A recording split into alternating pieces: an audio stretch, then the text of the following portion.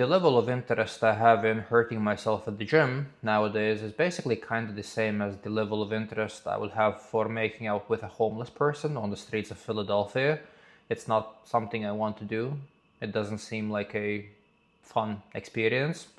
And back in the days, when I started training, I used to train like a pussy, so I wouldn't lift a lot of weight. And the only good thing that came out of it was basically the fact that I didn't really hurt myself for a very long period of time. So that's a good thing. And there were other bad things that came out of it, but that's besides the point. But basically, for a very long period of time, I was able to stay intact and I was able to not hurt myself. But now, as time goes by, and as I start properly lifting proper weights, it does become a little bit sketchy. It is starting to become a little bit concerning, and I can feel certain things creeping up to me. So for an example, like my right shoulder is okay now, and I've kind of healed it to the extent where it doesn't really hurt mostly, but I still feel like there is something weird going on with the shoulder, and it's not enough for you to go to the doctor because you don't feel any real pain. But I feel like if I'm going to do something stupid with it, it's probably going to get worse. It's probably going to get bad. And then on top of it, for example, also my right ankle is a little bit fucked, so I have to be careful with my boxing drills, and I have to be careful with leg days and shit like that.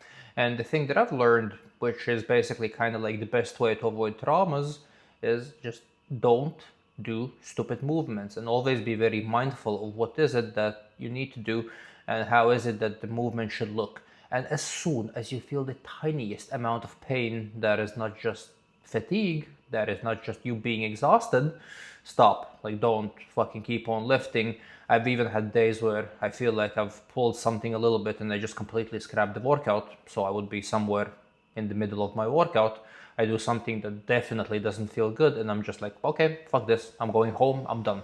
So that is like one of the things that has helped me to manage myself to an extent, because I feel like if I wouldn't really follow these kind of things, I would have probably been much more fucked up than I am. So basically, as soon as I feel something that is actually legitimately wrong and it's not just me being tired, I would just like be like gone. I'm like, fuck this, I'm going back home and hoping for the best.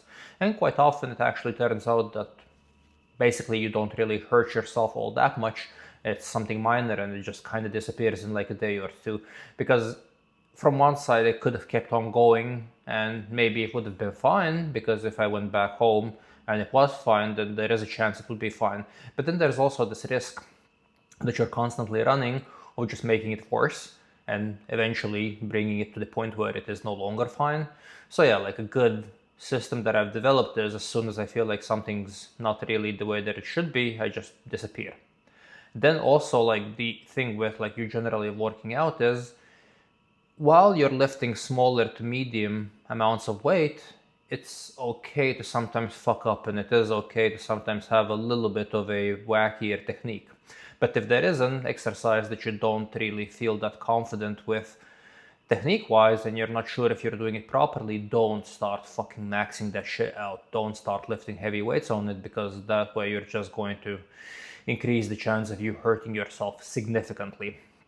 Then on top of it, when you do get to the point where you are good at a specific exercise and you are doing it properly and you are starting to lift serious weight on this specific thing, be very careful with the way you position yourself and be very mindful before you start lifting. So you always have to have this kind of like a mental checklist of what is it that you need to check: your leg position, your hand position, is my back straight, like is this like basically range of movement, not even range of movement, but like the like direction of movement, okay, like I'm going to be pulling this like directly where I should, and I'm not going to be like tweaking backwards or forward.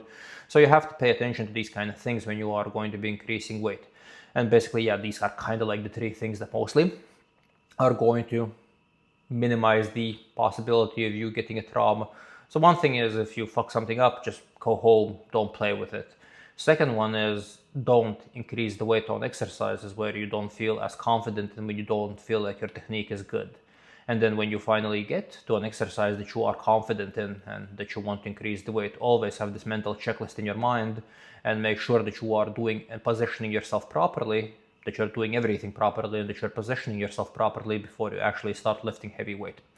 So yeah, out of my experience, those are the things that you should implement, and then mostly, for the most part, you should be okay. And it's not a guarantee that you're not going to hurt yourself. Some people just tend to hurt themselves. Some people have a weaker shoulder. Some people have a weaker leg. So ultimately, if you are going to lift weights for a long period of time, and if you're going to go heavy, there are going to be some traumas, but at least this way you are going to minimize the chance of like doing something bad to yourself on a day-to-day basis.